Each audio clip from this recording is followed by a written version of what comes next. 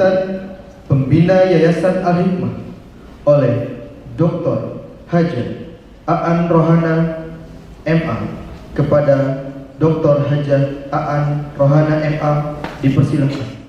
Assalamualaikum warahmatullahi wabarakatuh.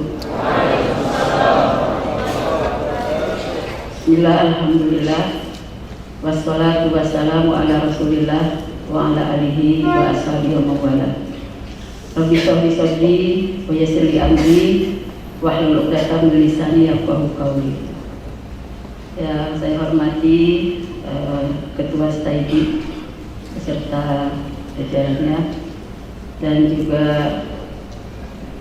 dari Kopertis dan juga dari perwakilan dari Departemen Agama, juga para dosen yang saya muliakan, ibu-ibu dan bapak-bapak, wali mahasiswa, dan juga para wisudawan yang saya cintai.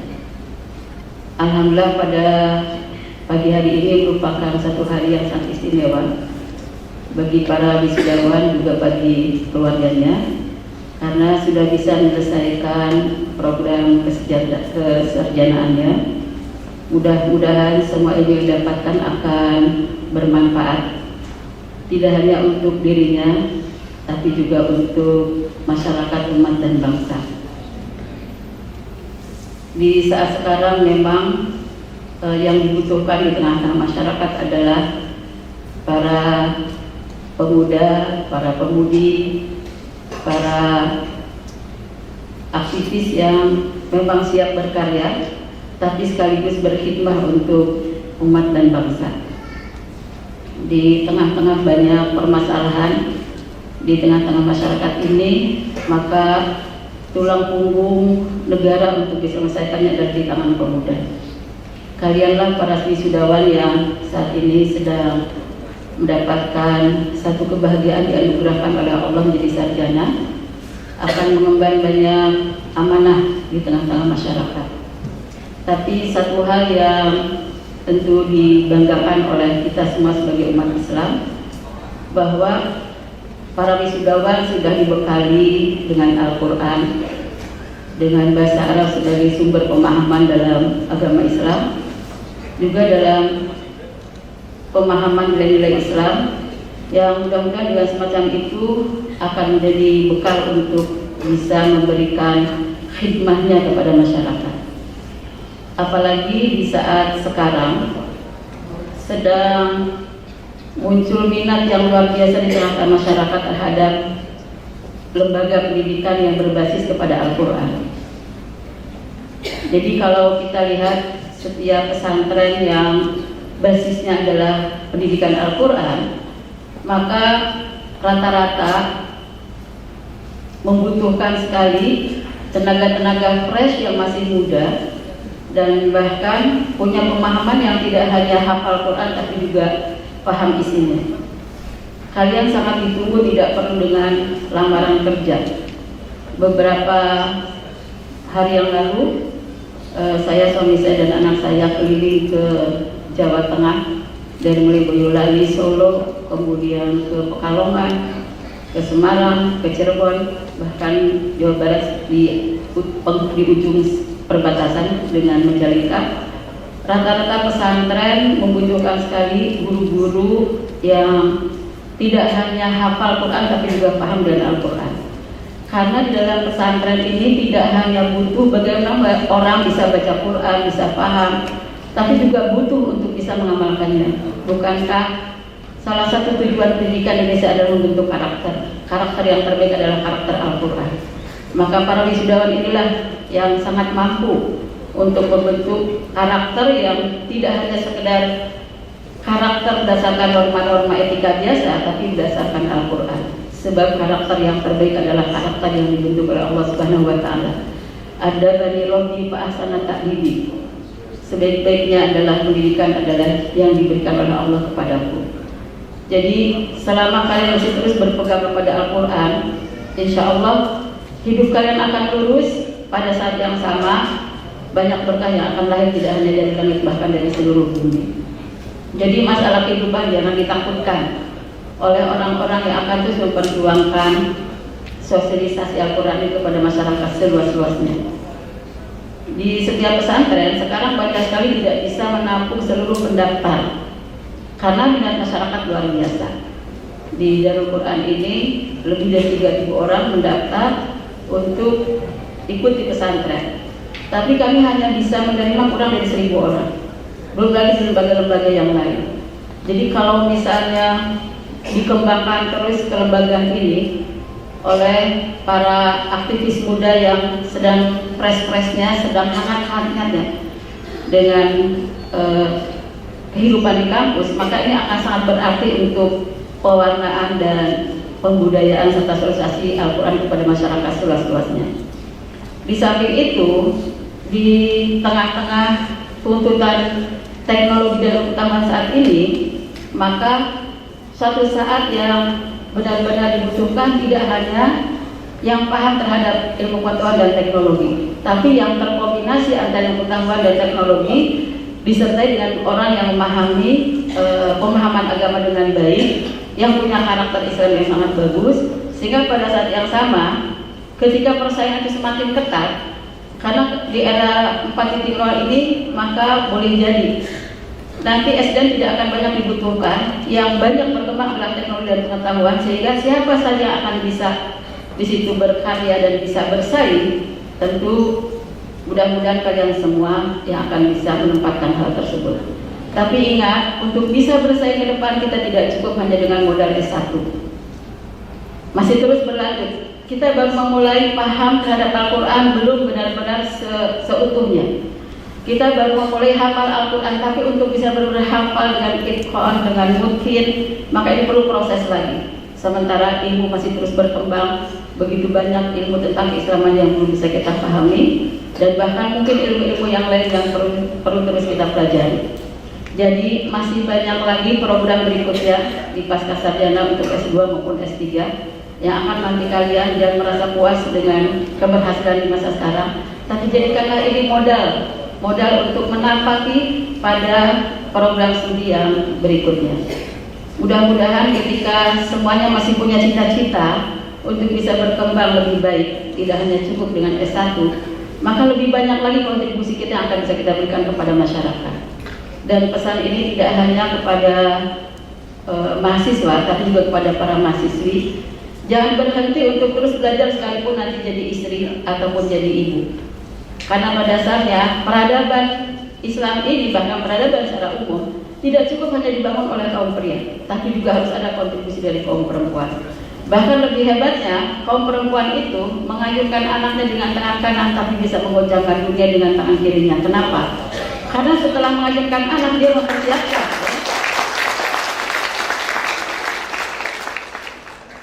Setelah kaum perempuan mengayunkan anaknya, dia akan mempersiapkan peradaban yang paling besar ada di tangan anak-anaknya. Karena itu saya rasa sudah waktunya untuk terus berkembang, tidak cukup hanya sampai di sini. Saya belajar dari sebuah negara, waktu itu saya diikut konferensi ilmuwan muslimah sedunia. Di sana saya waktu itu baru master, ternyata di forum itu lebih banyak doktornya daripada masternya. Dan ternyata salah satu keunggulan dokter itu boleh bicara di forum yang master tidak boleh bicara. Jadi kalau misalnya ini belum berebut posisi untuk bisa memberikan kontribusi yang lebih besar, itu saja kita sudah perlu ilmu yang lebih tinggi. Apalagi kalau kita sudah sampai menapak kepada mampukah saya memilih posisi-posisi strategis yang nanti kontribusinya bisa lebih besar, lebih berarti dan lebih bermanfaat. Nah karena itu kaum muslimah, kaum muslim tidak cukup hanya dengan bangga sudah selesai S1, masih ada S2 dan S3. Mudah-mudahan kalau ada yang sudah menikah, suaminya ada di sini, juga memberikan dukungan izin kepada istri-istri yang masih mau berkembang studinya, dan sehingga satu saat akan bisa memberikan kontribusi yang jauh lebih besar. Dan terima kasih jazakumullah khairan kepada Yayasan Al-Hikmah beserta Steady dengan seluruh jajarannya yang sudah terus mengembangkan Al-Hikmah dengan segala keterbatasan. Saya miris kalau melihat kampusnya, ya. Kampusnya kecil, bangunannya seperti itu, gitu ya. Tapi subhanallah dari mulai berdiri sampai sekarang tidak pernah ada tanpa prosesi wisuda. Selalu ada wisuda yang terus yang bisa diikuti dan ini memberikan kontribusi besar kepada seluruh provinsi. Saya saat menjadi ketua umum di PPSA 5 berkeliling semua provinsi seluruh Indonesia. Selalu kami dapatkan ada alumni-alumni kita sudah jadi ustaz,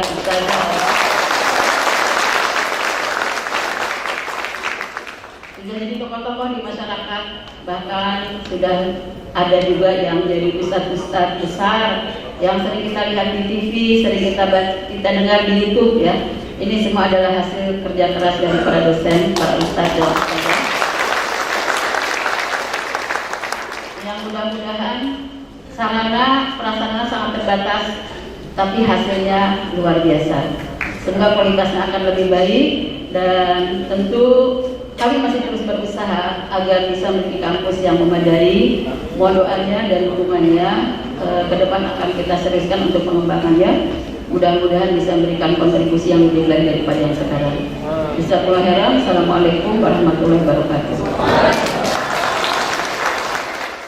Selanjutnya, sambutan dari Wakil Koordinator Kopertas Wilayah 1 DKI Jakarta, Bapak Profesor Dr. Haji Ahmad Fitraya MA. Assalamualaikum warahmatullahi wabarakatuh.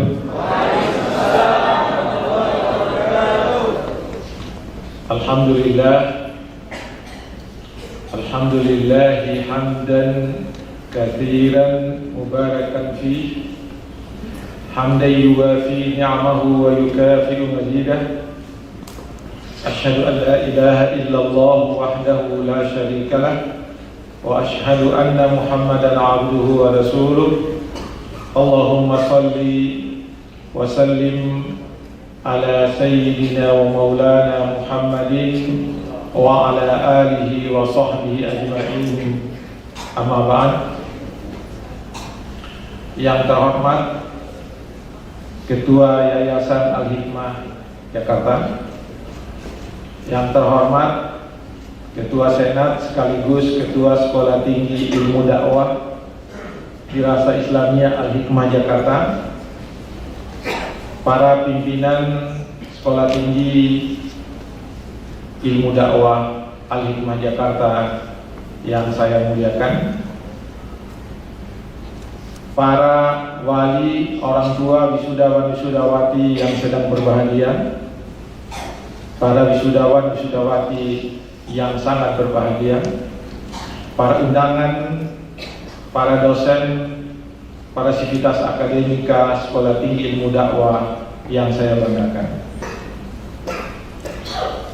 Pertama-tama puji syukur kehadiran Allah Subhanahu wa Ta'ala atas segala nikmat karunia yang telah diberikannya kepada kita sekalian, sehingga pada hari ini kita dapat hadir dan menyaksikan berlangsungnya acara wisuda sarjana, acara penganugerahan kesarjanaan kepada lulusan Sekolah Tinggi Ilmu Dakwah Dirasa Islamiyah Al-Hikmah Jakarta. Para hadirin yang saya muliakan, acara wisuda seperti ini merupakan acara yang dibanggakan, tidak hanya oleh sivitas akademika, sekolah tinggi atau perguruan tinggi yang bersangkutan, tetapi menjadi momen yang sangat penting bagi wisudawan wisudawati yang akan dilantik sebagai lulusan dari perguruan tinggi tersebut. Ditambah lagi dengan momen yang sangat penting bagi keluarga wisudawan wisudawati. Orang tua wisudawan wisudawati pada hari ini hatinya sangat berbahagia dan bergembira, karena putra putri yang dititipkannya kepada Sekolah Tinggi Ilmu Dakwah pada hari ini diwisuda dan dinyatakan lulus dari lembaga atau perguruan tinggi ini. Ini saudara baru merasakannya, Kami yang sudah pernah diwisuda sudah lama merasakan seperti itu. Begitu hati berbunga-bunga merasakan pada hari itu sebagai wisudawan wisudawati yang luar biasa.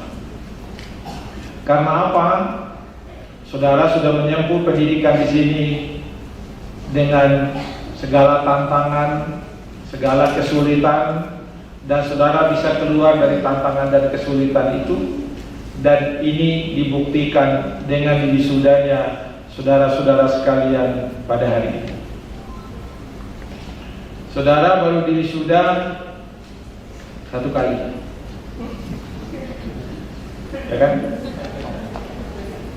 Saya diwisuda yang pertama, wisuda saya waktu saya lulus dari jurusan Bahasa Arab IAIN Makassar 1 kali. Lulus dari IKIP jurusan Bahasa Inggris, wisuda lagi. Setelah master di UIN Jakarta, wisuda lagi. Setelah doktor di bidang Bahasa Arab, wisuda lagi. Pengukuhan guru besar dalam usia 44 tahun, maaf, bukan 4 tahun. Dikukuhkan sebagai guru besar Bahasa Arab di IAIN Makassar dalam usia 44 tahun pada tahun 99.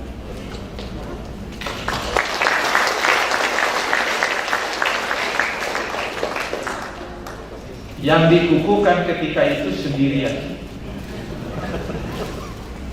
Tidak ada orang lain yang dikukuhkan. Ketika itu mau disandingkan dengan profesor lain, saya bilang saya tidak mau. Kenapa? Pada saat itulah saya tumpahkan rasa gembira saya yang luar biasa di hadapan orang banyak tentang identitas bidang keahlian saya pada waktu itu. Saya mengatakan kepada kawan-kawan saya, kalau seseorang yang sudah profesor saat pengukuhan sebenarnya dia menunjukkan sedikit kesombongannya di hadapan orang lain. Karena itu apa yang saya ingin katakan bahwa wisuda atau pengukuhan itu merupakan momen yang sangat penting bagi seseorang yang baru saja meraih predikat tertentu. Sama juga dengan hari ini, pastilah saudara yang sudah ada istrinya hadir dan berbunga-bunga hatinya di belakang. Ayah ibu itu menangis menyaksikan saudara nanti ketika mau dilantik. Luar biasa. Alhamdulillah anak saya sudah jadi sarjana. Anak saya sudah menjadi lulusan. Saudara-saudara juga belum punya istri, mungkin ada pacarnya di belakang, sangat bergembira menyaksikan saudara di wisuda pada hari ini. Yang perempuan juga yang ada calonnya itu sudah siap-siap itu di belakang memberikan bunga, tanda sayang, tanda gembira atas pencapaian itu.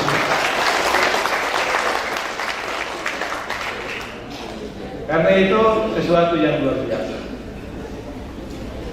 Wisuda seperti ini sebenarnya gambaran atau acara yang menjadi wujud kesyukuran perguruan tinggi telah melahirkan saudara, dan wujud kesyukuran saudara sebagai tanda saudara sudah lahir. Waktu kemarin saya ke Makassar, saya diundang memberikan testimoni seorang guru besar, sahabat-sahabat saya. Saya bilang sama mereka, kalau seorang profesor belum dikukuhkan, belum diakikahkan kelahiran profesornya. Jadi kalau saudara ini dari wisuda, sebenarnya belum diakikahkan lahirnya saudara dari perguruan tinggi. Bapak-bapak dan saudara-saudara sekalian, saya mengucapkan selamat kepada kawan-kawan saya di Sekolah Tinggi Ilmu Dakwah di Rasa Islamiyah Al-Hikmah ini atas prestasi yang telah dicapai. Saya kira ini prestasi tahun ini luar biasa karena 134 diwisuda pada hari ini. Mudah-mudahan tidak ada lagi yang tersisa angkatan saudara yang belum selesai. Jangan lama-lama. Nanti kalau sudah lama-lama di perguruan tingginya itu akan dikeluarkan secara paksa oleh PDDikti. Jangan. Sayang sekali kalau saudara tidak. Karena itu saya atas nama Koordinator Kopertas Wilayah 1 menyampaikan ucapan terima kasih dan penghargaan yang setinggi-tingginya kepada pimpinan Sekolah Tinggi Ilmu Dakwah, kemudian kepada Ketua Yayasan yang telah membantu menyiapkan segala sesuatu yang terkait dengan pelaksanaan pendidikan di sini. Dan kami dari pihak Kopertais selalu mendorong dan memotivasi kawan-kawan yang ada di PT KIS ini agar lebih maju, agar lebih dikembangkan lagi perguruan tinggi yang mereka bina. Saya selalu mendorong mereka agar mencari peluang, membuka lagi prodi-prodi baru yang kira diminati oleh masyarakat. Kalau di sini baru ilmu dakwah, barangkali perlu cari prodi-prodi lain yang berkaitan dengan kegiatan ilmu dakwah. Misalnya jurusan wisata religi. Karena ada wisata religi kan? Itu wisata religi itu bidang komunikasi dan bidang dakwah. Silakan nanti Pak Ketua kalau ada sesuatu yang dimintakan bantuan kepada Kopertais siap menurunkan tenaga-tenaga untuk membantu. Apalagi harapan dari Ibu Ketua Yayasan tadi, perguruan tinggi harus dikembangkan. Harus dikembangkan.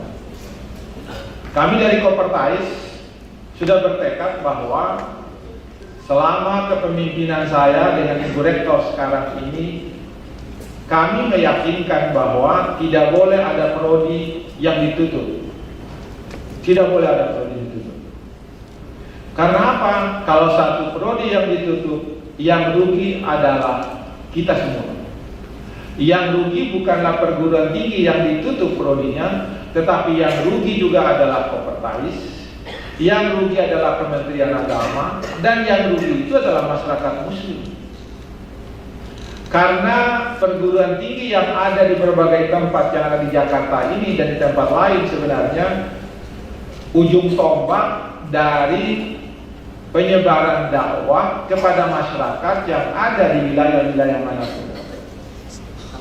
Karena itulah pada masa kami dengan sekretaris koordinator ketika baru masuk itu, mudah-mudahan tidak termasuk prodi yang ada di sini, ada 25 prodi yang dinyatakan merah semua, dan kalau tidak diajukan borang akreditasinya pada 10 Agustus yang lalu, maka prodi-prodi itu ditutup.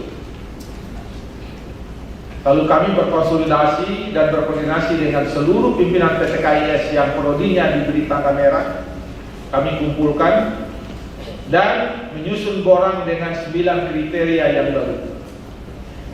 Saya kagum Pak, karena apa? Belum pernah ada menyusun borang dalam 6 hari selesai dengan 9 kriteria, kecuali hari ini. Akhirnya apa? Semua prodi yang 25 itu akhirnya apa? Tidak lagi tanda merah, tetapi turun menjadi tanda kuning. Tanda kuningnya karena apa? Sekarang mereka tinggal menunggu divisitasi. Sudah ada diajukan ke Ban PT dan mereka tinggal menunggu. Dan insya Allah dalam periode, paling tidak dalam periode awal 2020 itu sudah mulai divisitasi. Dan kami tidak mau ada prodi yang ditutup. Kemudian berbagai persoalan yang dihadapi oleh PT KIS yang ada di wilayah Kopertais, kami tangani segera. Yang lalu ada perguruan tinggi yang ditutup karena ternyata mereka melakukan pelanggaran. Di antara pelanggarannya adalah membuka kelas jauh. Itu tuh. Ketika kami masuk, kami panggil mereka. Sekarang perguruan tingginya harus dibuka lagi. Yang rugi kita. Kami bikin perjanjian di atas meterai.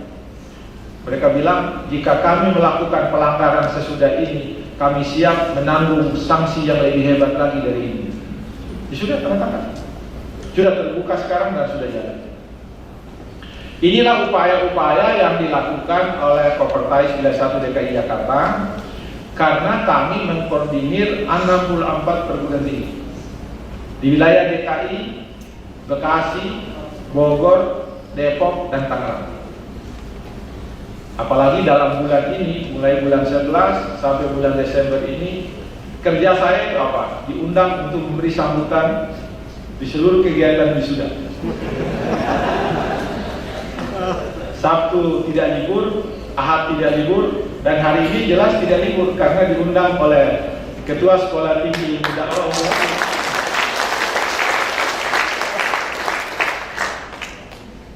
Ini juga menjadi kebanggaan kami karena apa?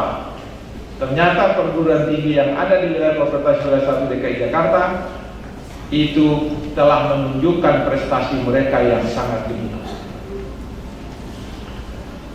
Bapak-bapak dan ibu-ibu, para undangan yang saya muliakan, kepada para mahasiswa saya, katakan saja seperti itu, walaupun saya tidak pernah mengajar, tetapi kawan-kawan ini adalah murid saya tidak langsung. Murid tidak langsung. Apalagi tadi beliau katanya buku bahasa Arabnya Prof. itu, buku bahasa Arab elementer itu katanya sangat bagus untuk diajarkan kepada mereka karena katanya pengantarnya pakai bahasa Indonesia, kemudian di belakangnya ada kamusnya atau begitu. Jadi mereka tidak perlu cari kamus lagi. Ini kawan-kawan adalah murid langsung, tidak langsung dari saya. Saya berpesan bahwa Anda tidak boleh puas dengan ilmu yang dimiliki. Tidak boleh puas. Saya seringkali mengibaratkan seseorang yang meraih gelar S1 itu berarti dia sudah punya satu mata kail. Ketika dia memancing ikan dengan satu mata kail, insya Allah akan ada ikan yang makan umpannya. Tapi kalau tidak, sabar dulu. Kalau sudah S2, maka sudah ada dua mata kailnya. Satu kali dia kasih turun ke air, maka ada dua mata kailnya. Boleh jadi satu kali turun dua ikannya. Saudara, ini baru satu mata kailnya, itu pun ikan belum tentu langsung datang ambil di situ. Kemudian kalau sudah S3, itu mata kailnya berapa? Ada 3 mata kailnya. Boleh jadi satu kali turun ada 3 ikan yang ditangkap. Mengapa? Itu sudah saya lakukan di waktu kecil di kampung saya. Kan saya berani memberikan contoh seperti itu.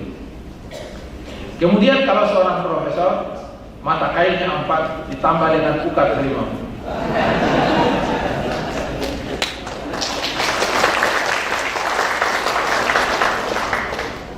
Itu. Jadi kalau sudah doktor, sudah profesor, dia punya mata kail 4 ditambah dengan ukat harimau.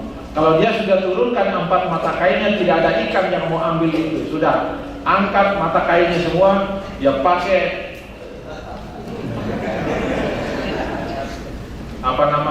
ukat harimaunya. Ikan yang tidak mau tadi diambil semua, yang kecil ambil semua, yang besar ambil semua, yang tidak mau dekat tadi akan terkena semua. Oleh karena itu, saudara-saudara harus meningkatkan diri. Sebab apa? Kalau saudara pada saat di bangku kuliah, saudara mendapatkan pelajaran, ada kurikulumnya. Saudara mendapatkan pelajaran, ada silabinya. Kalau sudah saudara bisa mencapai prestasi berdasarkan kurikulum dan silabi, insya Allah saudara lulus dari ujian itu. Tapi kalau mulai besok atau nanti setelah wisuda ini, saudara akan diuji oleh masyarakat dengan materi yang tidak ada batasnya. Tidak ada batasnya. Pendeknya dia sarjana agama Islam katanya. Suruh dia jadi imam. Jadi imam. Maksudnya tidak bisa. Pasti saudara menurunkan prestise dari sekolah tinggi ilmu dakwah. Tidak boleh, tidak bisa. Namanya sarjana agama, bisa ngaji, bisa mimpin doa, bisa mimpin sholat, segala macam. Karena itu mereka tidak paham kalau saudara itu bidang ilmunya ilmu dakwah. Mungkin juga disuruh baca kitab kuning kok tidak bisa. Pak, saya bukan jurusan bahasa Arab, saya jurusan saya ilmu dakwah. Masyarakat tidak tahu tuh, pendeknya tanpa kurikulum mereka uji kita. Karena itu maka saudara harus senantiasa meningkatkan diri, mengembangkan diri. Ini adalah tahapan pertama yang sudah lewati dan alhamdulillah. Saya seringkali kalau diminta memberikan kuliah, sekarang ini kuliahnya lagi tren, tantangan dan peluang alumni di era revolusi industri 4.0. Semua begitu modelnya. Saya dalam kuliah umum saya selalu mengatakan begini, kalau kita sebagai sarjana muslim tidak perlu khawatir dengan revolusi industri nomor berapapun, tidak perlu ragu, tidak perlu.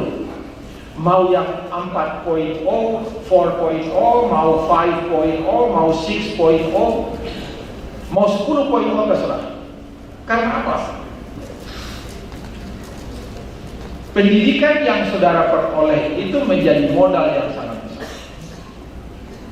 Kata Ali bin Abi Thalib di pesan begini, "Allimu auladakum fa innahum ya'ishuna fi zamanin ghairi zamanikum." Berilah ilmu, pengetahuan dan keterampilan kepada anak kalian, karena anak-anakmu nanti itu akan menjadi manusia yang hidup yang sangat berbeda dengan masa kamu hidup sekarang. Coba dosen-dosen dulu ketika diajar, dosen-dosenmu sekarang ketika dulu masih dari mahasiswa tidak pernah pakai HP loh, nggak ada HP ini. Karena ketika itu belum ada yang seperti itu. Sekarang kalau kita ngajar mahasiswa, HP selalu di kantongnya, HP selalu di tangannya. Bahkan ketika dosennya mengajar, dia main HP terus. Dan kadang-kala saya lihat HP mereka lebih canggih daripada HP dosennya. Coba, ini kan perbedaan zaman, perbedaan masa. Karena itu saudara menghadapi era sekarang ini, revolusi industri 4.0 itu, saudara tidak usah takut. Yang penting saudara bisa mengembangkan dirinya terus-menerus dengan berbagai keterampilan, berbagai wawasan dan ilmu pengetahuan. Itu pesan saya yang pertama. Pesan saya yang kedua adalah Rasulullah telah memberikan bekal kepada Abu Dzar Al-Ghifari ketika dia mau keluar dari kota Madinah. Beliau datang kepada Rasulullah, dia minta bekal. Ya Rasul, saya ingin meninggalkan kota Madinah, tolong kasih saya bekal. Rasul memberikan 3 pesan yang singkat. Ittaqillaha haitsuma kunta wa atbi'is sayyi'atal hasanata tamhuha wa khaliqin nasa bi khuluqin hasanin. Yang pertama kata Nabi, jaga hubungan dengan Tuhan. Di mana saya berada? Wa atbi'is sayyi'atal hasanata tamhuha itu maksudnya apa? Di tempatmu sana itu bekerjalah dengan bekerja yang keras. Rajinlah bekerja, tekunlah bekerja untuk mencapai kelebihan-kelebihan di masa datang. Kalau ini gagal, rencanakan lagi yang berikut. Kalau ini kurang, rencanakan lagi yang berikut, sehingga kamu bisa mencapai prestasi yang terbaik. Lalu kata Rasulullah yang terakhir, wa khaliqin nasa bihuluqin hasanin. Jaga hubunganmu dengan orang-orang yang ada di sekitarmu. Saudara nanti kalau sudah selesai dari sini tidak boleh mengatakan, saya ini sarjana loh. Lalu dengan itu saudara bangga, tidak mau melihat orang lain. Karena apa? Keberkahan saudara, ketinggian saudara itu berada dari orang lain. Saya selalu menggambarkannya begini. Kalau saya ini hidup seperti badan saya, kepala saya ini atasan saya berada di sini. Di dada ini adalah saya. Tangan kiri, tangan kanan adalah teman sejawat saya. Bahagian kiri sampai ke bawah adalah bawahan saya, atau orang yang berada di bawah saya. Saya harus menjalin hubungan baik dengan orang di atas saya. Saya harus menjalin hubungan baik dengan orang di samping kiri kanan saya, di depan saya, di belakang saya. Dan saya harus menjalin hubungan baik dengan orang-orang yang berada di bawah saya. Mengapa harus begitu? Karena apa? Kehebatan kita itu ditunjang oleh silaturahim yang lebih baik dengan siapa? Coba saudara, kalau memberikan kepada atasan hadiah, pasti dia bilang terima kasih ya. Tapi kalau saudara memberikan kepada temannya, terima kasih banyak, ada tambahannya lagi, saudara repot-repot sih kasih hadiah, ada tambahannya. Tapi kalau saudara memberikan hadiah kepada yang di bawah, apa dia bilang? Semoga Bapak mudah rezekinya, bertambah umurnya, bertambah usianya. Coba, sudah banyak. Kalau atasan mana ada yang doakan untuk itu? Tidak ada.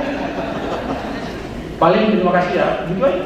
Iya benar. Yang di samping kiri kanan ada tambahan kalimatnya. Yang di bawah itulah yang mendoakan. Kenapa? Kata Rasulullah itu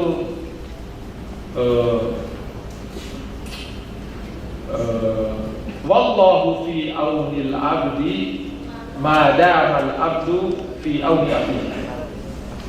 Pendeknya, Allah akan membantu seorang hamba selama hamba itu menjaga hubungan baik dengan sesamanya. Saudara-saudara sekalian, saudara akan mengalami itu nanti setelah keluar dari sini, dan kami doakan agar saudara sukses selamanya. Dan itu menjadi kebanggaan kita semua, tidak hanya kebanggaan perguruan tinggi ini, tetapi kebanggaan juga Kopertais karena berada di bawah koordinasi Kopertais sudah satu DKI Jakarta. Itulah saya bilang kata sambutan saya. Terima kasih sekali lagi kepada pimpinan Sekolah Tinggi Ilmu Dakwah, dan juga terima kasih kepada saudara-saudara sekalian yang sudah menyelesaikan studinya.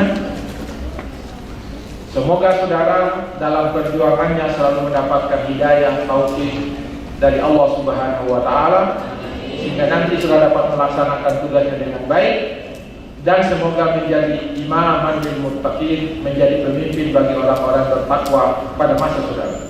Sekian, lebih dan kurangnya mohon dimaafkan. Assalamualaikum warahmatullahi wabarakatuh.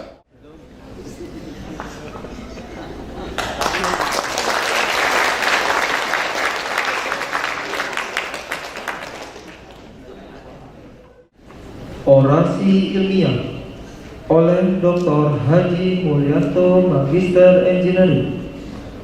Kepada Dr. Haji Mulyanto Magister Engineering kami persilahkan.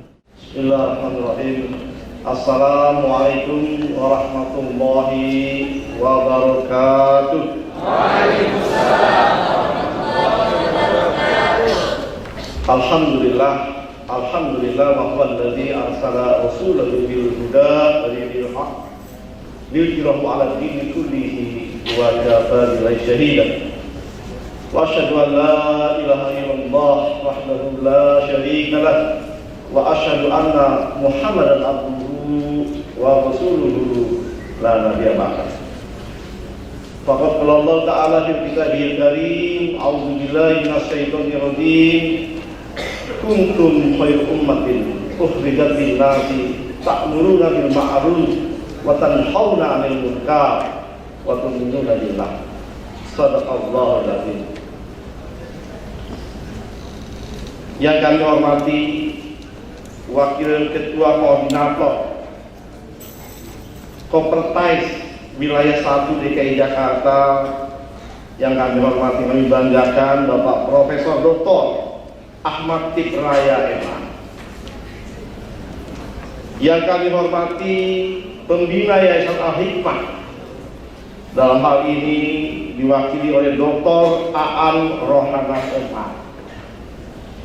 Yang kami hormati Ketua Sekolah Tinggi Ilmu Dakwah Al-Hikmah, Bapak Ahmad Rofi Samsuri MA, beserta jajarannya, Wakil Ketua dan Senat.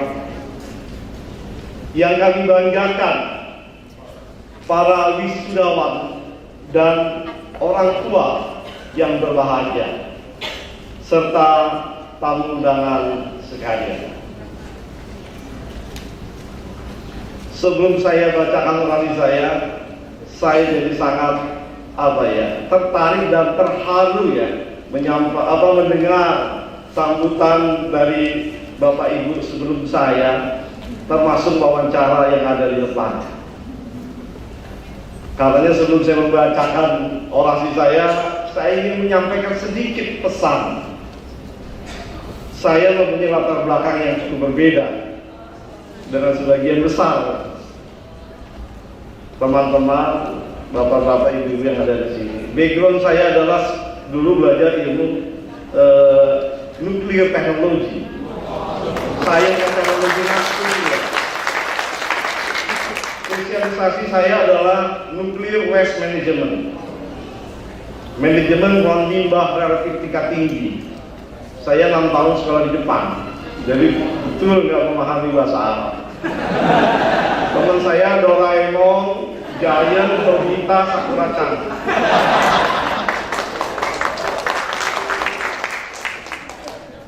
Saya menekuni bidang teknologi nuklir menjadi peneliti, belum sampai level profesor riset, namun menulis lebih dari 150 artikel.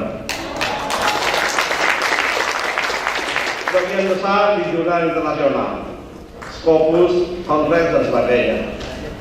Itu ingin saya garis bawahi bahwa keilmuan S1 saja tidak cukup. Kita harus terus mengembangkan basis keilmuan kita. Itu yang pertama pesan saya. Yang kedua, tadi profesor menyebutkan, di masyarakat keilmuan saja tidak cukup. Yang dibutuhkan kearifan, skill, kemampuan yang cocok dengan kebutuhan masyarakat. Tahun 2004 saya pindah dari peneliti Badan Tenaga Nuklir di Puspiptek menjadi staf ahli Menteri Pertanian. Lalu kemudian 2 tahun kemudian saya diangkat menjadi Inspektur Jenderal Kementerian Pertanian. Waktu itu Departemen Pertanian.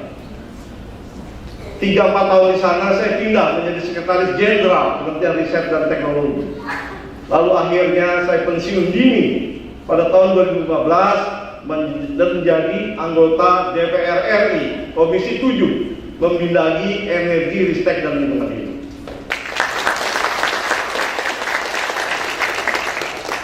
Satu pesan yang ingin saya sampaikan adalah, coba lihat, garis ilmu saya tidak linear. Itu yang ingin saya sampaikan.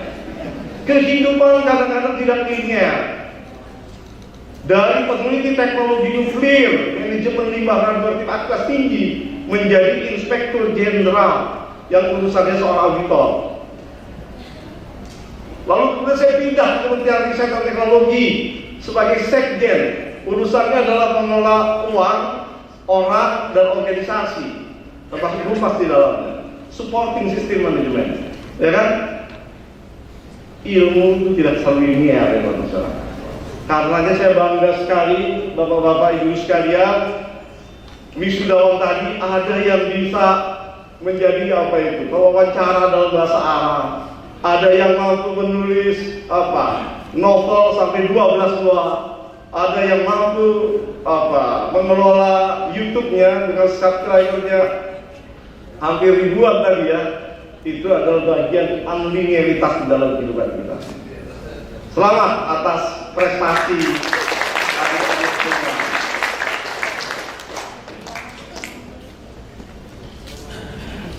Bismillahirrahmanirrahim. Pertama-tama mari kita bersyukur kehadirat Allah Subhanahu wa taala. Karena kita berkumpul di ruang ini dalam suasana bahagia wisuda sarjana 10 Sekolah Tinggi Ilmu Dakwah Dirasat Islamiyah Al-Hikmah. Tidak terasa waktu berlalu dengan sangat cepat. Kini di hadapan kita, anak-anak kita berbaris rapi, mengenakan toga, siap diwisuda menjadi sarjana. Ini tentu merupakan suasana yang sangat membahagiakan kita. Kemudian Bapak Ibu sekalian, dalam kesempatan yang berbahagia ini, izinkan kami menyampaikan orasi ilmiah berjudul Peran Dai dalam Membangun Negeri dan Menjaga Keutuhan NKRI.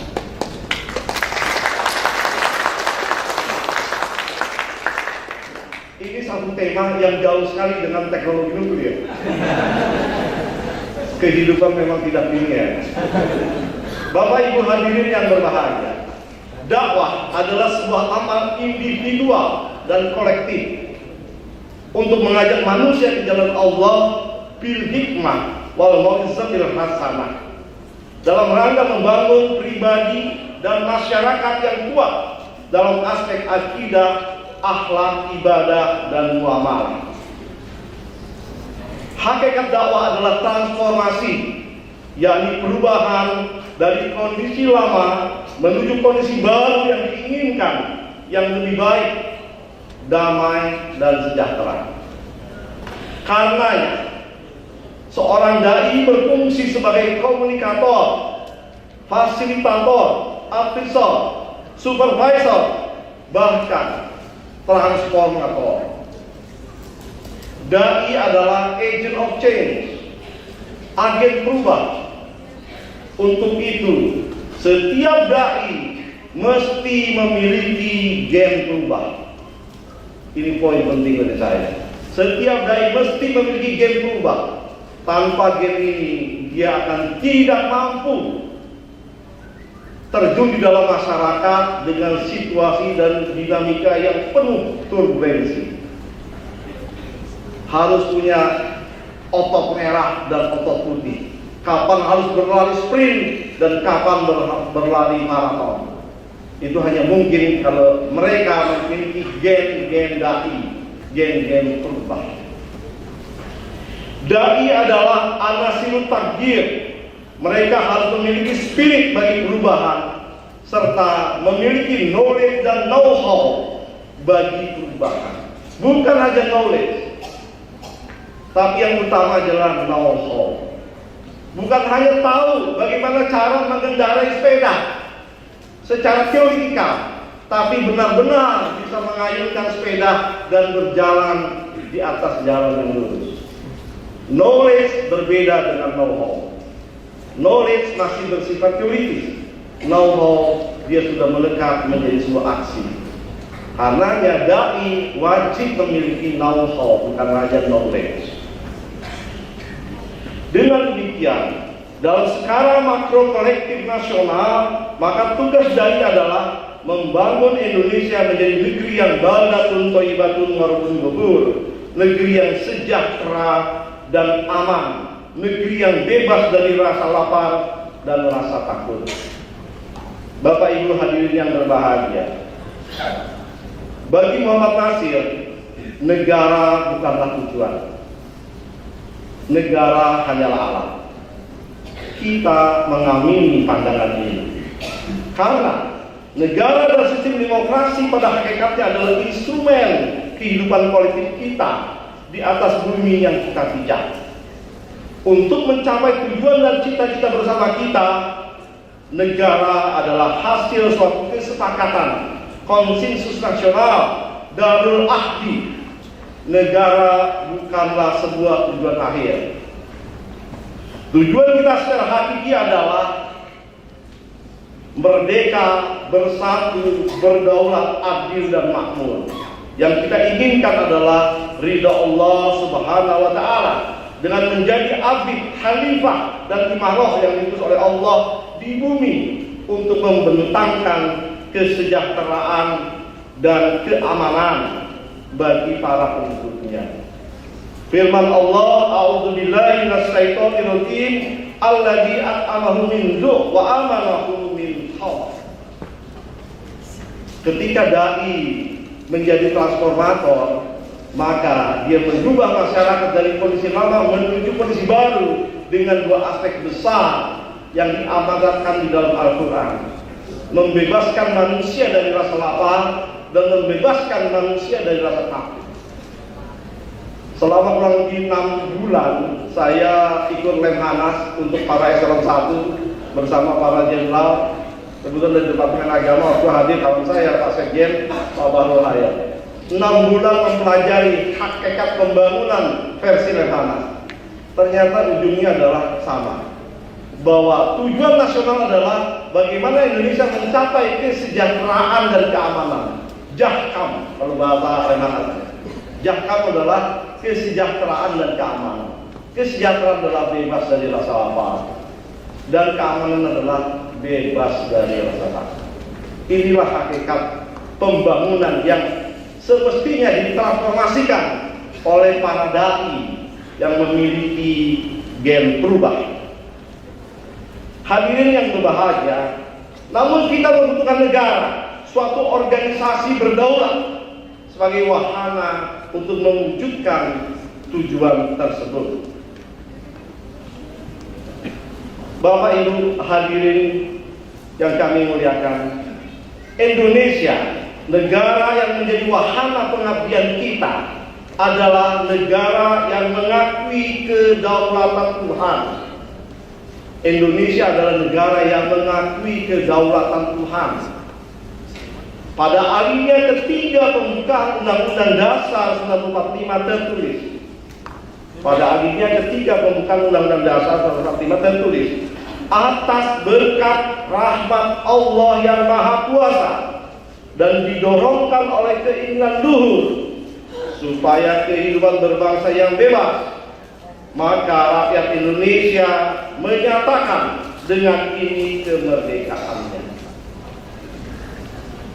Bapak Ibu sekalian, perlu sekali-sekali kita hayati ya pembukaan Undang-Undang Dasar 1945.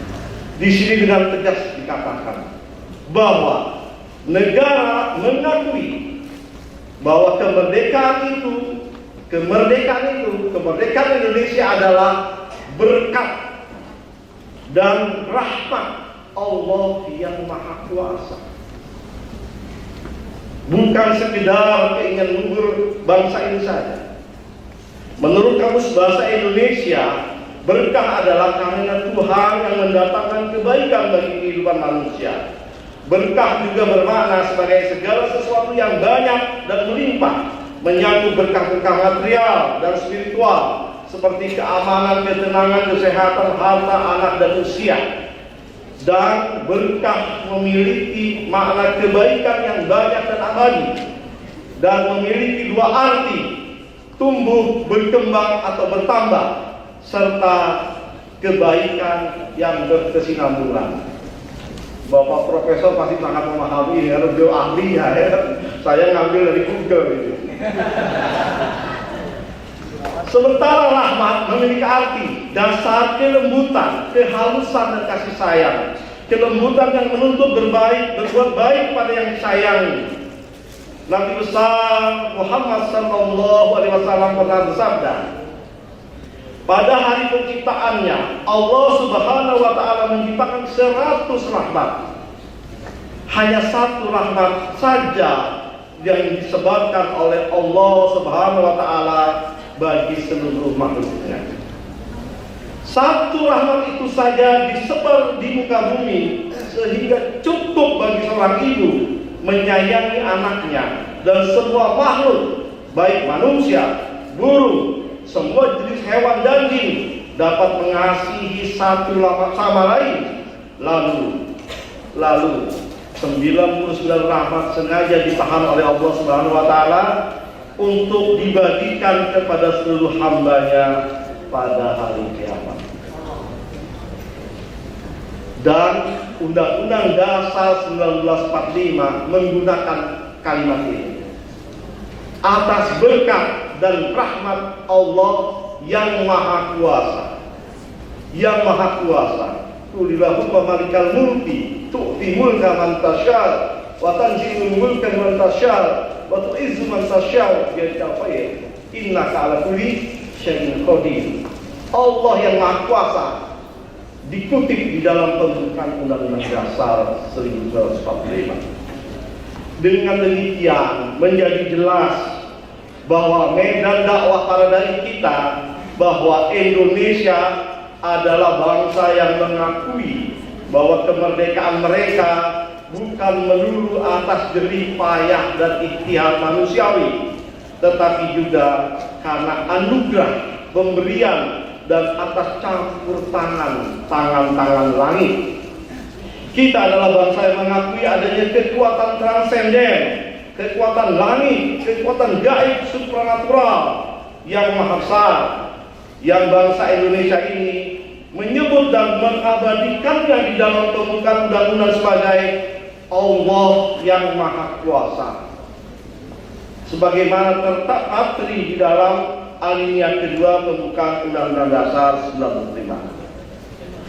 Kita adalah bangsa yang berterima kasih dan bersyukur atas anugerah, berkat, rahmat, karunia-Nya yang besar berupa kemerdekaan.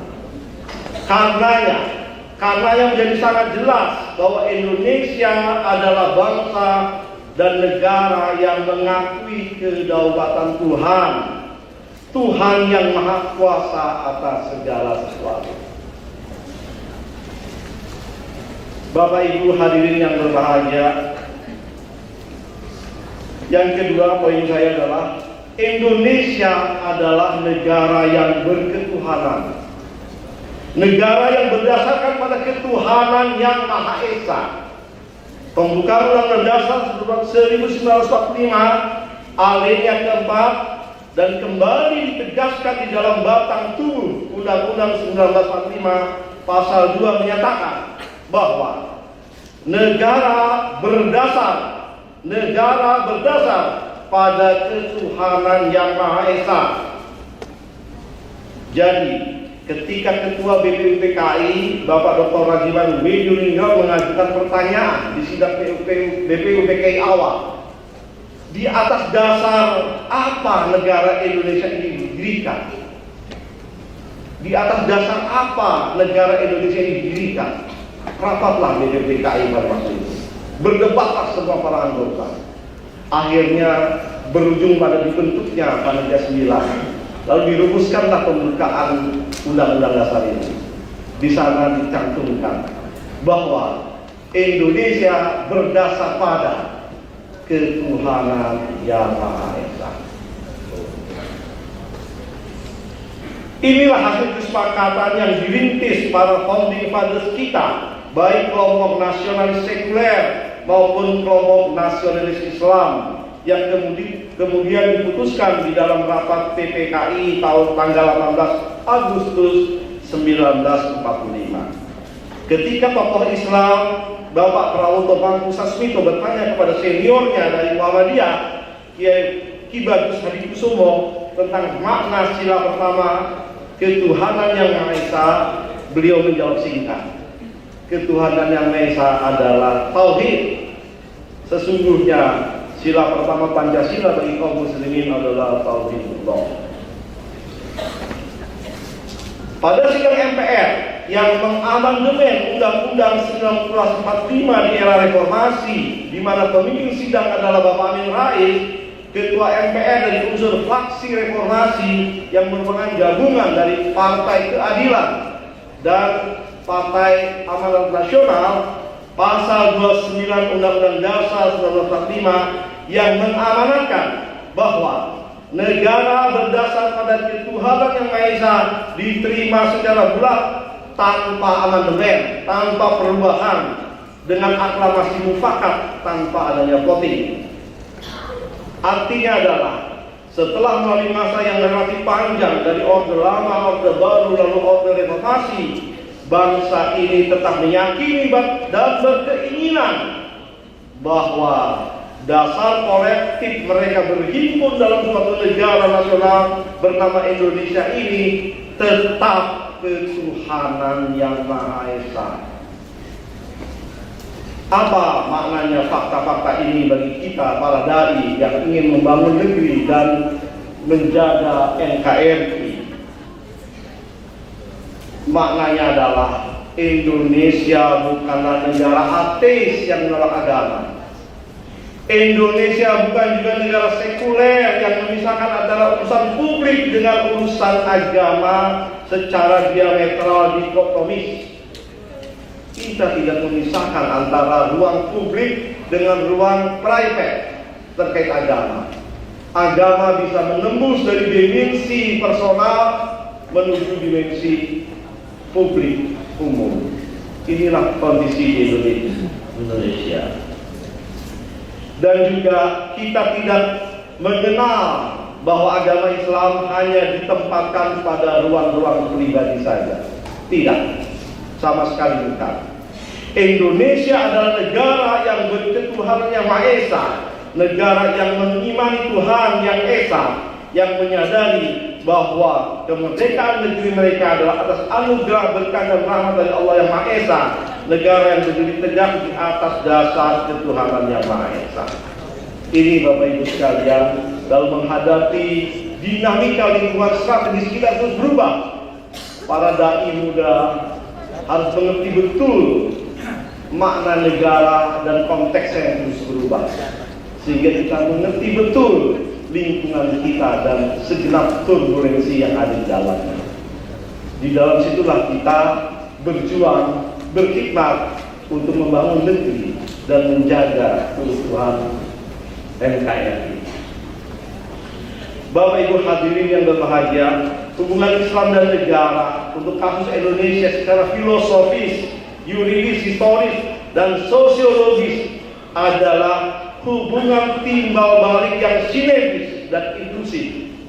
Islam dalam konteks Indonesia bukan hanya beroperasi dalam wilayah individual personal, namun telah masuk ke dalam wilayah keluarga dan komunitas, bahkan masuk merembas ke dalam wilayah masyarakat bangsa dan negara. Hubungan dialogis Islam dan negara sudah sangat panjang dan mengalami pasang naik dan pasang surut. Bahkan Islam dan umat Islam telah menjadi kekuatan politik, sejarah, budaya, dan moralitas bangsa ini. Pangeran Diponegoro adalah ulama pejuang yang luar biasa perjuangannya bagi umat bangsa di masa-masa awal pra kemerdekaan. Kesultanan Islam Nusantara adalah kerajaan yang tersebar di Kepulauan Nusantara yang membelah khatulistiwa, rangkai-rangkai, menghiasi bumi pertiwi yang menjadi mayoritas lebih dari 92%. Kalau di total seluruh kerajaan di Nusantara, 95%-nya adalah kerajaan Islam. Cikal bakal Indonesia adalah kerajaan Islam. Inilah sebentuk proto-nasionalisme sebelum kemerdekaan. Keislaman dan keindonesiaan telah membentuk sebuah proto-nasionalisme pra-proklamasi dari Sabang sampai Merauke, dari Niaga sampai Pulau Rote. Inilah yang menjadi latar tumbuh suburnya gerakan kebangsaan secara nasional di kemudian hari dan mengokohkan gerakan Islam nasionalis. Perang Padri dengan Kabal, fatwa jihad Kiai Haji Hasyim Asy'ari, teriakan takbir mereka Bung Tomo di medan perjuangan Surabaya menjelaskan secara empirik kepada kita makna idiom hubul waton minal iman. Mencintai tanah air adalah sebagian daripada iman.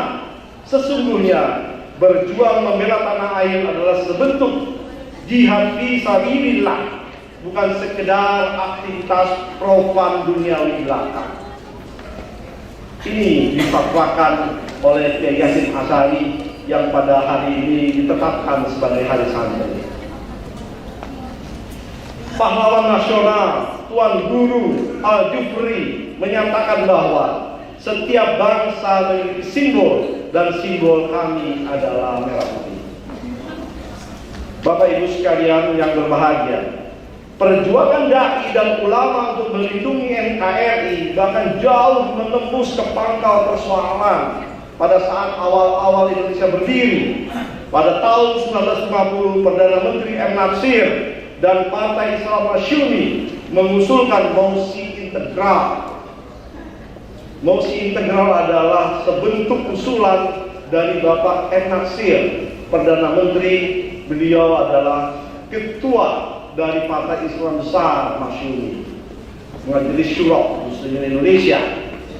Apa yang diusulkan? Beliau menolak Indonesia berbentuk Republik Indonesia Serikat, RIS, menolak RIS, dan mengusulkan bentuk Negara Kesatuan Republik Indonesia. Dan akhirnya usulan ini terwujud.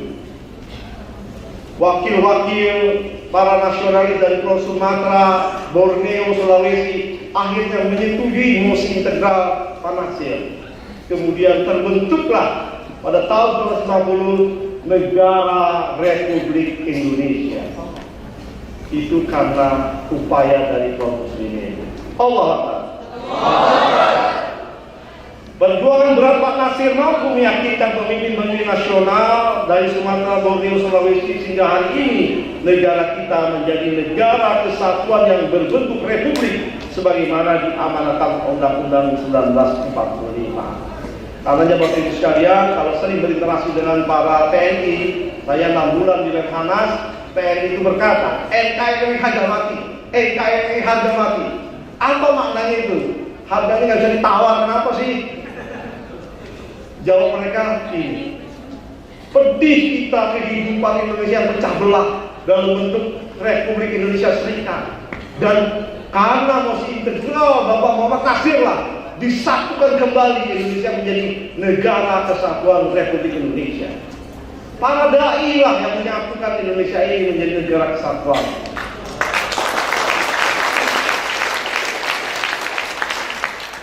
Pada sidang MPR saat membahas amandemen Undang-Undang 95 tahun 2002 di era reformasi, kembali ditegaskan bahwa terkait bentuk negara Republik Indonesia adalah pasal yang tidak dapat diubah. Inilah hasil perjuangan para dai Islam di dalam partai politik yang ada di MPR pada masa itu. Kembali lagi pada saat di amandemen, kita kaum muslimin berjuang agar pasal bentuk negara sebagai NKRI tetap tidak boleh berubah. Dan alhamdulillah ini berhasil. Bapak Ibu hadirin yang berbahagia, sejarah dialektik umat Islam dan negara telah mengantarkan Islam menjadi modal dasar bagi pembangunan bangsa yang religius ini. Dan dai menjadi agent of change, transformator, sumber daya strategis bagi perubahan bangsa ini. Dengan demikian karenanya bukan hanya kita harus ingat jas merah, jangan sekali-kali lupa sejarah, tetapi juga kita tidak boleh melupakan jas hijau. Tidak boleh kita melupakan jas hijau.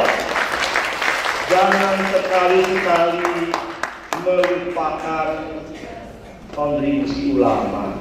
Jas hijau punya ulama.